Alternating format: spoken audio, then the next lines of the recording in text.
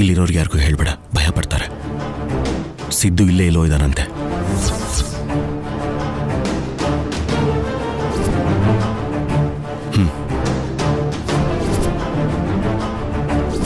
ನಾನು ಹೇಳಿದ ಅರ್ಥ ಆಯ್ತು ಅಲ್ವಾ ಸ್ಯಾಮ್? ನೀನು ಹೋಗಿ ಆ ಕೆಲಸದಲ್ಲಿರು. ಪೂಜೆ ಪೂರ್ತಿ ಆಗೋದ್ರೊಳಗೆ ನಮ್ಮ ಕೆಲಸ ಪೂರ್ತಿ ಆಗಬೇಕು. ಹೋಗು.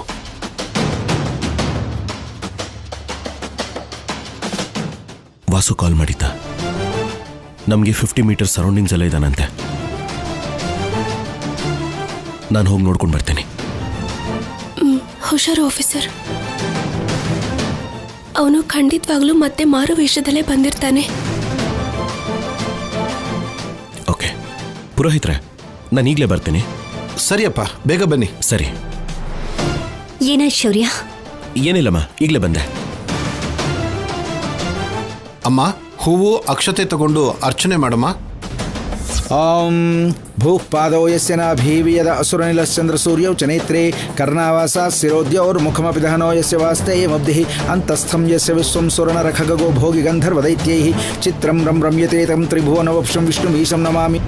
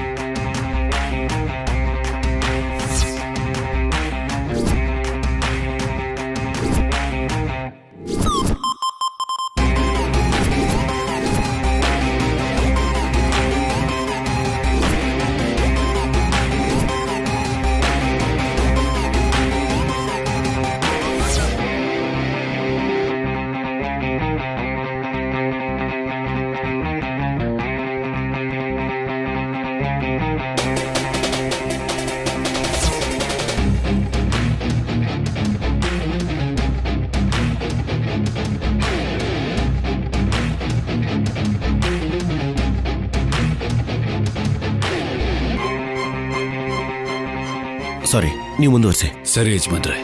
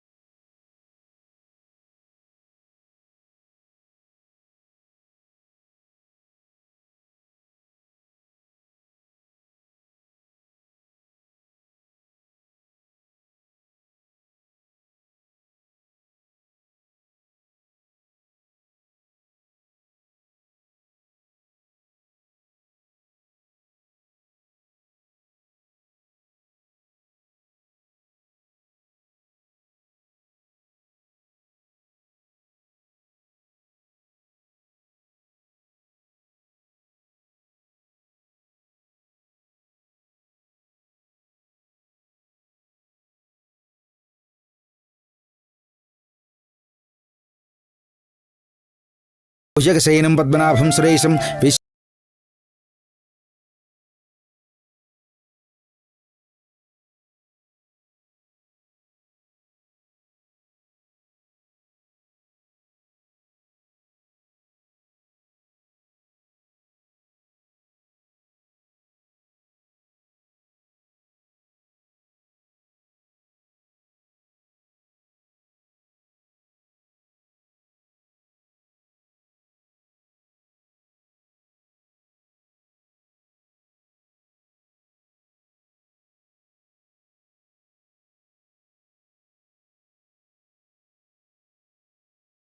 ಕೊಳ್ಳೋಲ್ಲ ಪುರೋಹಿತ್ರೆ.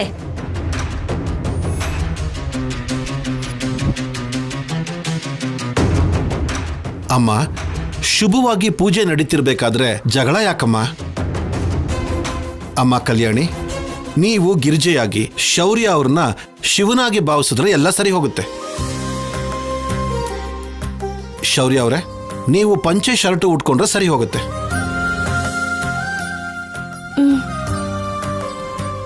ಸರಿ ಪುರೋಹಿತ್ರೆ. ಶೌರ್ಯ, ಹೋಗಿ ಬಟ್ಟೆ ಬದಲಾಯಿಸು. ಸರಿ ಅಜ್ಜಿ. ಹೋಗಮ್ಮ. ಸರಿ ಅಜ್ಜಿ. ಏನ್ರಮ್ಮ, ನೀ ಹೋಗಿ ಕಲ್ಯಾಣಿಗೆ ಸಹಾಯ ಮಾಡಿ. ಸರಿಮ್ಮ. ಅನುಪಮ, ಏನಮ್ಮ? ನೀನ್ ಹೋಗಿ ಅಡ್ಗೆ ಕೆಲ್ಸ ನೋಡು. ಸರಿಮ್ಮ. ಪಲ್ಲವಿ, ನೀನ್ ಹೋಗಿ ಸಹಾಯ ಮಾಡು. ಸರಿ ಅತ್ತೆ.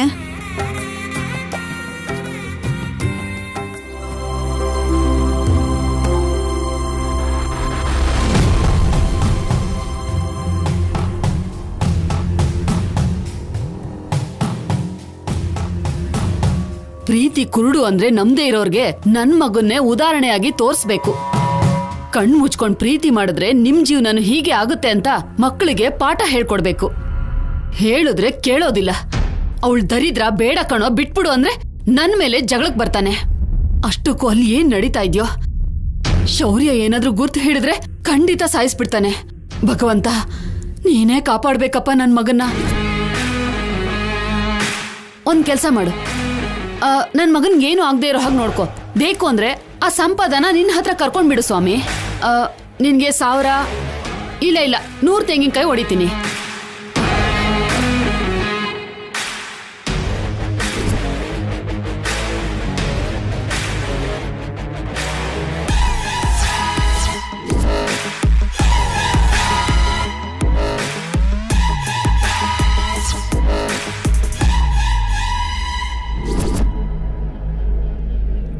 ನಿನ್ ಮಗ ಎಲ್ಲೇ?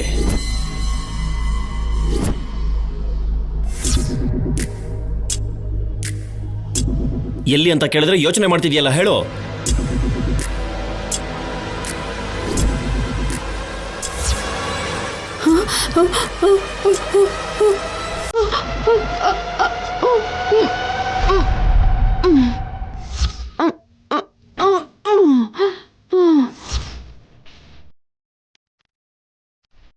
ಫಿಲಮ್ ಫೇರ್ ಅವಾರ್ಡ್ಗೆ ಟ್ರೈ ಮಾಡ್ತಿದ್ಯಾ? ನಿನ್ನ ಬಗ್ಗೆ ಎಲ್ಲ ನನಗೆ ಚೆನ್ನಾಗಿ ಗೊತ್ತಿದೆ. ನಿನಗೆ ಯಾವುದೇ ಪಾರ್ಶ್ವವಾಯು ಬಂದಿಲ್ಲ ಅಂತಲೂ ಗೊತ್ತಿದೆ. ಹಾಸ್ಪಿಟಲ್ಗೆ ಹೋಗಿ ಬರ್ತಾ ಇದ್ದೀವಿ. ನಾಟಕ ಆಡಿದ್ರೆ ಸುಟ್ಟಾಕ್ಬಿಡ್ತೀನಿ. ಏಳು ಮೇಲೆ ಏಳು.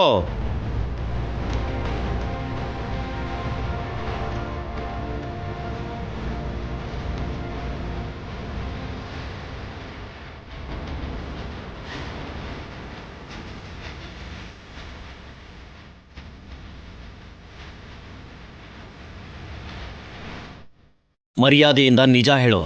ನಿನ್ನ ಮಗನ್ನ ಸಾಯಿಸ್ತೇ ಬಿಡ್ತೀವಿ. ಇಲ್ಲ ಅಂದರೆ ಅವನ್ನ ಎನ್ಕೌಂಟ್ರ್ ಮಾಡಿ ನಿನ್ನನ್ನು ಜೈಲ್ಗೆ ಹಾಕಿ ಜೀವನ ಪೂರ್ತಿ ಜೈಲು ಊಟ ತಿನ್ನೋ ಥರ ಮಾಡ್ತೀನಿ. ಬಡವ್ರ ಹೊಟ್ಟೆ ಮೇಲೆ ನೀನು ಹೊಡೆದು ಮಾಡಿರೋ ಸಂಪಾದನೆನೆಲ್ಲ ಎಲ್ರಿಗೂ ಹಂಚ್ಬಿಡ್ತೀನಿ. ಹೇಳು.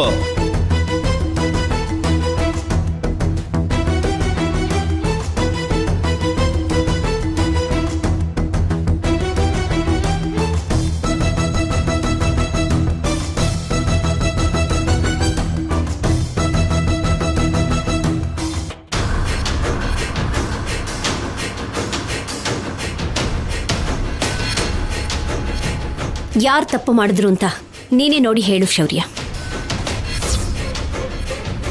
ನೀನ್ ಇಂಥದ್ದೇನಾದ್ರೂ ಮಾಡಬಹುದು ಅಂತ, ನಿನ್ನ ಗುಟ್ಟು ಬಯಲಾಗೋದಕ್ಕೆ ನೀನು ಎಲ್ಲಿ ಬಿಡೋದಿಲ್ವೋ ಅಂತ ಸೇಫ್ಟಿ ಆಗಿರ್ಲಿ ಅಂತ ಕಲ್ಯಾಣಿ ನನಗದನ್ನು ಕಳಿಸಿದ್ಲು.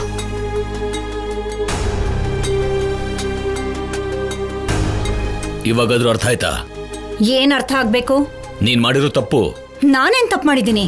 ಇನ್ನೂ ನಿಂಗೆ ಅರ್ಥ ಆಗ್ತಾ ಇಲ್ವಾ? ಯಾರು ನಿನ್ ಪಕ್ಕದಲ್ಲಿ ನಿಲ್ಲೋದಕ್ಕೂ ಕೂಡ ಒಪ್ಕೋತಾ ಇಲ್ಲ ಅಂದ್ರೆ ಅವ್ರ ಹತ್ರ ನಿನ್ ಸ್ಥಾನ ಏನು ಅಂತ ಅರ್ಥ ಆಗ್ತಿದ್ಯಾ? ಅವ್ರೆಲ್ರೂ ಬೇಕು ಅಂತಾನೆ ನನ್ನನ್ನ ದೂರ ಇಡ್ತಾ ಇದ್ದಾರೆ ರೀ. ಅಲ್ಲ, ನಿನ್ನ ಹೊಟ್ಟೆ ಕಿಚ್ಚು ಕುತಂತ್ರದಿಂದ ಅವರಿಬ್ರು ನೀನ್ ಒಂದ್ ಮಾಡಬಾರ್ದು ಅಂತ ಆಡ್ತಿರೋ ನಾಟಕದಿಂದಾನೆ ಪರಿಸ್ಥಿತಿನ ಇಷ್ಟು ದೂರ ತಂದ್ಕೊಂಡಿದ್ಯಾ? ಅವ್ರ ಹಾಗೆ ನೀವು ಮಾತಾಡ್ತಾ ಇದೀರಲ್ರಿ. ನನ್ನ ಗಂಡ ಆಗಿ ನೀವಾದ್ರೂ ನನಗ್ ಸಪೋರ್ಟ್ ಮಾಡ್ಬೇಕಲ್ವಾ? ಏನು ಅಂತ ಸಪೋರ್ಟ್ ಮಾಡ್ಬೇಕು ಅಂತ್ಯಾ? ಹೇಗ್ ಸಪೋರ್ಟ್ ಮಾಡು ಅಂತ್ಯಾ? ನನ್ನ ಹೆಂಡತಿನ ಯಾಕೆ ಪೂಜೆಯಲ್ಲಿ ಕೂತ್ಕೊಳ್ಳಕ್ ಬಿಡಲ್ಲ ಅಂತ ನಾನು ಒಂದು ಪ್ರಶ್ನೆ ಕೇಳಿದ್ರೆ ಅವ್ರ ಹತ್ರ 100 ಉತ್ತರ ಇರುತ್ತೆ. ನಿನ್ ಹೆಂಡತಿ ಯಾಕೆ ಹೀಗೆ ಮಾಡಿದ್ಲು ಅಂತ ಅವ್ರ ಪ್ರಶ್ನೆ ಕೇಳಿದ್ರೆ ನನ್ನ ಹತ್ರ ಒಂದು ಉತ್ತರನೂ ಇರೋದಿಲ್ಲ. ಯಾಕಂದ್ರೆ ಅದೆಲ್ಲ ನೀನ್ ಮಾಡಿದ್ಯಾ, ಅದಕ್ಕೆ. ಏನ್ರಿ ಅವ್ರ ಥರ ನೀವು ಮಾತಾಡ್ತಾ ಇದೀರಲ್ಲ? ಇದ್ರಲ್ಲಿ ನನ್ ತಪ್ಪೇನೂ ಇಲ್ಲ. ಅನ್ಯಾಯವಾಗಿ ನನ್ನ ಮೇಲೆ ಆಪಾದನೆ ಹಾಕ್ತಿದ್ದಾರೆ. ಎಲ್ಲ ನನ್ನ ತಲೆ ಮೇಲೆ ಹಾಕಿ ಆ ಕಲ್ಯಾಣಿ ಅನುಪಮ ಇಬ್ರು ಸೇರಿ ನನ್ನ ಮೇಲೆ ಪಿತೂರಿ ನಡೆಸ್ತಾ ಇದ್ದಾರೆ. ಅದ್ರ ಫಲಿತಾಂಶನೇ ಎಲ್ರೂ ಮುಂದೆ ನಾನು ಕೆಟ್ಟೋಳ್ ತರ ನಿಲ್ಲೋ ಹಾಗಾಯ್ತು. ನೀನ್ ಈ ಜನ್ಮದಲ್ಲಿ ಬದಲಾಗಲ್ಲ. ಕೊನೆ ಪಕ್ಷ ಗಂಡನ ಹತ್ರ ಆದ್ರೂ ನಿಜ ಹೇಳೋದು, ಪ್ರಾಮಾಣಿಕವಾಗಿ ಮಾತಾಡೋದನ್ನ ಕಲ್ತ್ಕೋ.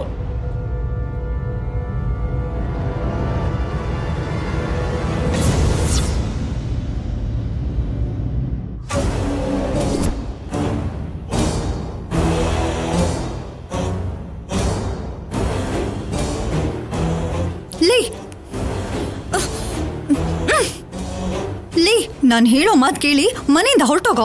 ಹೇಳ್ದೆ ಅಲ್ವಾ, ನನ್ನ ಕೆಲಸ ಮುಗಿಸ್ಕೊಂಡೇ ಹೋಗ್ತೀನಿ. ಏನೋ ಏನೋ ನೀನ್ ಮುಗಿಸೋ ಕೆಲಸ? ನಿನ್ನಿಂದ ನನ್ ಮನೆ ಮುಳುಗ್ ಹೋಗ್ತಿದೆ ಕಣೋ. ನೀನು ಹುಲಿ ಬೋನ್ಗೆ ತಲೆ ಹಾಕ್ತಿದ್ಯಾ, ಅಷ್ಟಕ್ಕೂ ಅರ್ಥ ಆಗ್ತಿದ್ಯಾ ನಿನಗೆ? ಯಾಕೋ ಇಂಥ ಸಾಹಸ ಮಾಡ್ತಿದ್ಯಾ? ನನ್ ಮಾತು ಕೇಳಿ ಹೊರಟೋಗೋ. ಇಲ್ಲ, ನನಗೆ ಮನೆಯಲ್ಲಿರೋ ಒಡವೆ ದುಡ್ಡು ಬೇಕು. ಇಲ್ಲಿಂದ ಹೋಗೋದು ಅಂತ ಆದ್ರೆ ಅದ್ರ ಜೊತೆನೆ ಹೋಗ್ತೀನಿ. ಲೇ, ನಿನಗ್ ಬೇಕು ಅಂದ್ರೆ ಆ ದುಡ್ಡು ನಾನ್ ಕೊಡ್ತೀನಿ ಕಣೋ. ನಿನ್ ದುಡ್ಡು ನಂಗೆ ಯಾಕೆ? ಕೊಟ್ರು ಜಾಸ್ತಿ ಅಂದ್ರೆ ಎಷ್ಟು ಕೊಡ್ತೀಯಾ? ಅದೇ ಆ ದುಡ್ಡು ಒಡವೆ ಕಳ್ತನ ಮಾಡಿದ್ವಿ ಅನ್ಕೋ, ಸ್ವಲ್ಪ ದಿನ ಹ್ಯಾಪಿಯಾಗಿ ಬದುಕ್ಬೋದು. ಲೇ, ನಿನಗ್ ನನ್ನ ಪರಿಸ್ಥಿತಿ ಅರ್ಥ ಆಗ್ತಿಲ್ವೋ? ನಿನ್ನಿಂದ ನನ್ನ ಸಂಸಾರ ಹಾಳಾಗೋ ತರ ಇದೆ.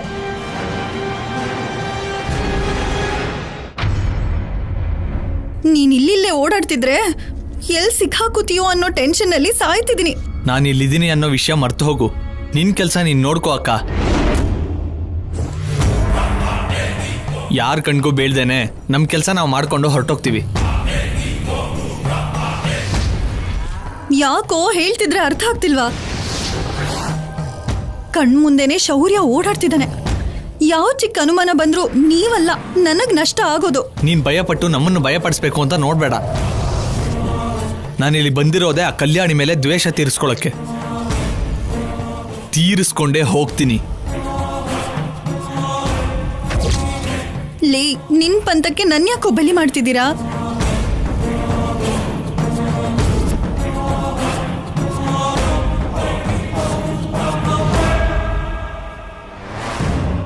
ಬೇಗ ಹೋಗಿ ಅಡಿಗೆ ಪೂರ್ತಿ ಮಾಡಿ, ಎಲ್ರೂ ಊಟಕ್ಕೆ ಬರ್ತಾರೆ. ಹೋಗಿ ಹೋಗಿ. ಆಗ್ಲಿ ಅಮ್ಮ, ಹೋಗಿ. ಯಾರದು? ಯಾರ ಹತ್ರ ಮಾತಾಡ್ತಿದ್ದೆ? ಕೆಲಸದವ್ರು ರೀ. ಬಂದಿರೋರೆಲ್ರಿಗೂ ಊಟದ ವ್ಯವಸ್ಥೆ ನೋಡ್ಕೋತಿದ್ದೀನಿ. ಹೋಗಿ ಏರ್ಪಾಡ್ ಮಾಡು ಅಂತ ಹೇಳ್ದೆ. ನೀನೇನೋ ಕೆಲಸ ಹೇಳ್ತಿರೋ ಹಾಗಿರ್ಲಿಲ್ಲ, ಬೇಡ್ಕೊಳ್ಳೋ ತರ ಇತ್ತು. ಅಷ್ಟೊಂದು ಜೋರಾಗಿ ಹೇಳಕ್ಕಾಗಲ್ಲ ಅಲ್ವಾ? ಅವ್ರಿಗೆ ಜೋರಾಗಿ ಏನಾದ್ರೂ ಹೇಳಿದ್ವಿ ಅಂದ್ರೆ ಅವ್ರು ಆ ಕೋಪನ ಬಂದ ಅತಿಥಿಗಳ ಮೇಲೆ ತೋರಿಸ್ತಾರೆ. ನಮ್ಗೆ ಅಲ್ವಾ ಕೆಟ್ಟ ಹೆಸರು. ಅದಕ್ಕೆ ಸ್ವಲ್ಪ ಹುಷಾರಾಗಿ ನೋಡ್ಕೊಳ್ಳಿ ಅಂತ ಹೇಳ್ತಿದ್ದೆ ಅಷ್ಟೇ. ಸರಿ ಬಿಡು, ನಡಿ. ಹಾ,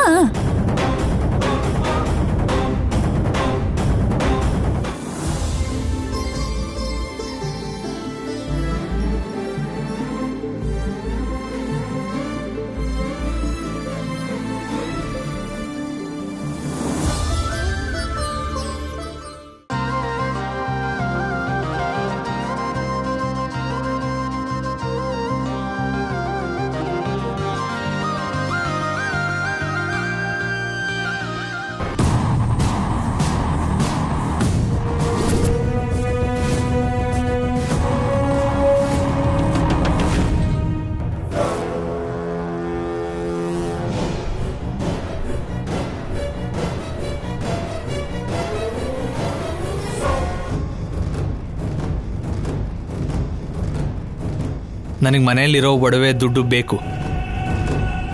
ಇಲ್ಲಿಂದ ಹೋಗೋದು ಅಂತ ಆದ್ರೆ ಅದ್ರ ಜೊತೆನೆ ಹೋಗ್ತೀನಿ.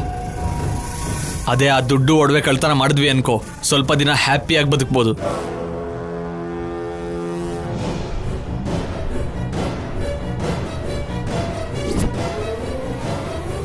ಆ ಕೀನ ತಗೊಂಡು ಹೋಗಿ ಸ್ವಲ್ಪ ಒಡವೆ ದುಡ್ಡು ಸಿದ್ದು ಕೊಟ್ರೆ ಅವ್ರು ಹೊರಟೋಗ್ತಾರೆ. ನಾನು ತೊಂದರೆಗೆ ಸಿಕ್ಕಾಕೊಳ್ದೇ ಇರ್ತೀನಿ. ಇಲ್ಲಾಂದರೆ ಅವರಷ್ಟು ಕಳ್ತನ ಮಾಡ್ಕೊಂಡು ಹೋದ್ರು ಅಂದರೆ ಆಮೇಲೆ ಎಲ್ಲರೂ ನನಗೆ ಅಂತಾರೆ. ತಕ್ಷಣ ಕೆಲಸ ಮುಗಿಸ್ಬೇಕು.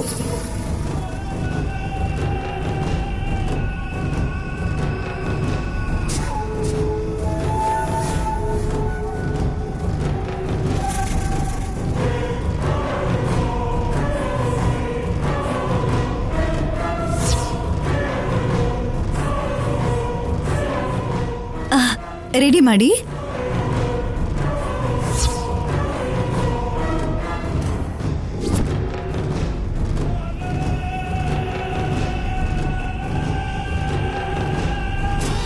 ನಿಂತ್ಕೊಳ್ಳಿ ಅತ್ತೆ.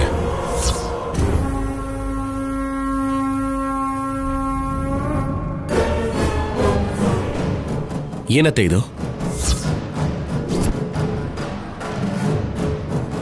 ಏನಿದೆ? ಏನೂ ಇಲ್ಲ. ಯಾಕೆ ಹೀಗೆ ಮಾಡ್ತಿದ್ದೀರಾ? ನಾನೇನ್ ಮಾಡ್ದೆ ಶೌರ್ಯ?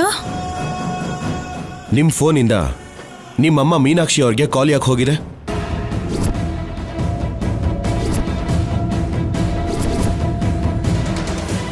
ಕಾಲ್ ಯಾಕೆ ಹೋಗಿದೆ ಅತ್ತೆ?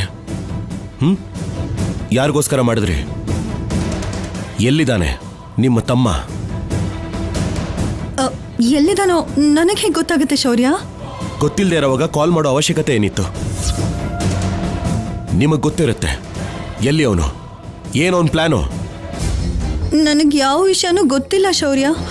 ಅಮ್ಮಂಗೆ ಪಾರ್ಶ್ವವಾಯು ಹೊಡೆದಿದೆ ಅಂತ ಗೊತ್ತಾಗಿ ಹೇಗಿದ್ದಾಳೋ ಏನೋ ಅಂತ ತಿಳ್ಕೊಳ್ಳೋದಕ್ಕೆ ಫೋನ್ ಮಾಡಿದ್ದೆ. ಅದು ಕೂಡ ತಪ್ಪೇನಾ? ಅಮ್ಮನ ಆರೋಗ್ಯಕ್ಕಾಗಿ ಫೋನ್ ಮಾಡಿದ್ರೆ ಅವನಿಗೋಸ್ಕರ ಫೋನ್ ಮಾಡಿದಾಗೇನಾ? ನನ್ನ ತಾಯಿಗೆ ಪಾರ್ಶ್ವವಾಯು ಬಂದಿದ್ರೆ ನಾನು ಮಾತಾಡಬಾರ್ದ?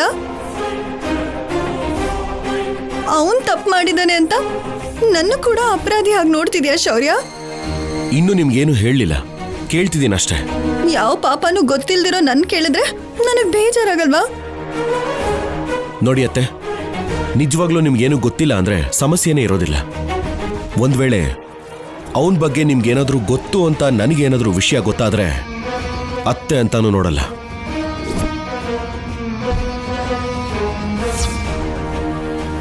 ಅವನೇನೋ ತಪ್ಪಿಸ್ಕೊತಿದ್ದಾನೆ ಅನ್ಕೊಂಡಿದ್ದೀರಾ, ಆದ್ರೆ ನಮ್ಮವ್ರಿಗೆ ಅವನ ಬಗ್ಗೆ ಚೆನ್ನಾಗಿ ಗೊತ್ತು. ನರ್ಸ್ ಹತ್ರ ಹೋಗಿದ್ದಕ್ಕೆ ಆ ನರ್ಸ್ ಏನು ಹೇಳಬೇಕೋ ಎಲ್ಲನೂ ಹೇಳಿದ್ದಾರೆ. ನಿಮ್ಮಮ್ಮ ನರ್ಸ್ ಹತ್ರ ಇರೋ ಫೋನ್ನ ಕಳ್ತನ ಮಾಡಿದ್ದಾರೆ. ನಿಮ್ಮ ತಮ್ಮನ ಜೊತೆ ಸೇರ್ಕೊಂಡು ಏನೋ ಪ್ಲಾನ್ ಮಾಡಿದ್ದಾರೆ. ಅದೆಲ್ಲ ನನಗೆ ಕ್ಲಿಯರ್ ಆಗಿ ಗೊತ್ತು. ಅದಕ್ಕೆ ಕೇಳ್ತಾ ಇದ್ದೀನಿ. ಅತ್ತೆ ಅನ್ನೋ ಮರ್ಯಾದಿನ ಮರ್ತು ಹೋಗಿ ವರ್ತಿಸೋ ಹಾಗೆ ಮಾಡಬೇಡಿ. ಅವರಿಬ್ಬರ ಬಗ್ಗೆ ನಿಮ್ಗೇನೇ ಗೊತ್ತಿದ್ರು ಅವ್ರ ಜೊತೆ ನಿಮ್ಗೇನಾದ್ರೂ ಸಂಬಂಧ ಇದ್ರೆ ಮೊದಲೇ ಹೇಳ್ಬಿಡಿ. ಎಷ್ಟು ಸಲ ಹೇಳ್ಬೇಕು ನಿನಗೆ? ನನಗೂ ಅವ್ರಿಗೂ ಯಾವುದೇ ಸಂಬಂಧ ಇಲ್ಲ. ಒಂದೇ ಹೊಟ್ಟೆಲ್ ಹುಟ್ಟಿರೋದಕ್ಕೆ ಅವನ್ ನನ್ನ ತಮ್ಮ ಅಷ್ಟೇ. ತಮ್ಮ ತಪ್ಪು ಮಾಡಿದ್ರೆ ನಾನ್ ತಪ್ಪು ಮಾಡ್ದಾಗೇನಾ? ಆದ್ರೂ ಎಲ್ಲ ನನ್ನ ಕರ್ಮ ಕರ್ಮ ನನ್ನ ಕರ್ಮ.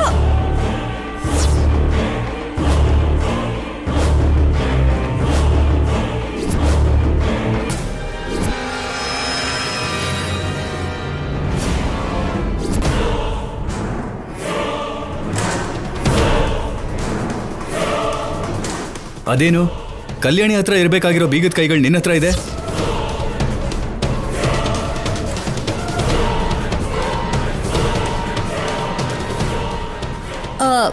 ಅಂದ್ರೆ ಕಲ್ಯಾಣಿ ಗಿರಿಜಾದೇವಿ ಗೆಟಪ್ ಹಾಕೋತಿದ್ರೆ ಅಡ್ಡಿ ಆಗುತ್ತೆ ಅಂತ ಪಕ್ಕಕ್ಕಿಟ್ಟಿದ್ಲು.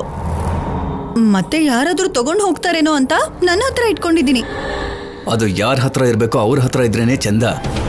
ನಿನ್ನಂತವ್ರ ಕೈಲಿರೋದು ಅದು ಅಷ್ಟು ಒಳ್ಳೇದಲ್ಲ ಬಿಡು. ಕಲ್ಯಾಣಿ ಬ್ಯುಸಿಯಾಗಿದ್ರೆ ಅನುಪಮ ಅಮ್ಮನ್ಗೆ ನಾನು ಕೊಡ್ತೀನಿ. ಇಲ್ಲಿ ಕೊಡು. ಅತ್ತೆ, ಕೊನೆ ಅವಕಾಶ ಕೊಟ್ಟಿದ್ದೀನಿ. ಸಂಬಂಧ ಇಲ್ಲ ಅಂತ ಹೇಳಿದ್ದೀರಾ. ನೋಡ್ತೀನಿ ನೀವು ಹೇಳಿದ್ರಲ್ಲಿ ನಿಜ ಎಷ್ಟಿದೆ ಸುಳ್ಳು ಎಷ್ಟಿದೆ ಅಂತ.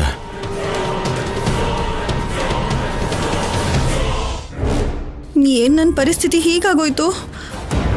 ಆ ಕಡೆ ನೋಡಿದ್ರೆ ಕೈಗೆ ಬಂದು ಬೀಗದ ಕೈಗಳು ಹೋಯ್ತು. ಈ ಕಡೆ ನೋಡಿದ್ರೆ ನಮ್ಮ ಅಮ್ಮಂಗೆ ಫೋನ್ ಮಾಡಿದ್ದೀನಿ ಅನ್ನೋ ವಿಷಯ ಗೊತ್ತಾಗೋಯ್ತು. ಇದ್ರ ಜೊತೆಗೆ ಅವನು ಇಲ್ಲೇ ಇದ್ದಾನೆ ಅನ್ನೋ ವಿಷಯ ನನಗೆ ಗೊತ್ತಿದೆ ಅಂತ ಗೊತ್ತಾಗೋಯ್ತು ಅಂದರೆ ನನ್ನ ಕಥೆ ಮುಗ್ದಂಗೆ.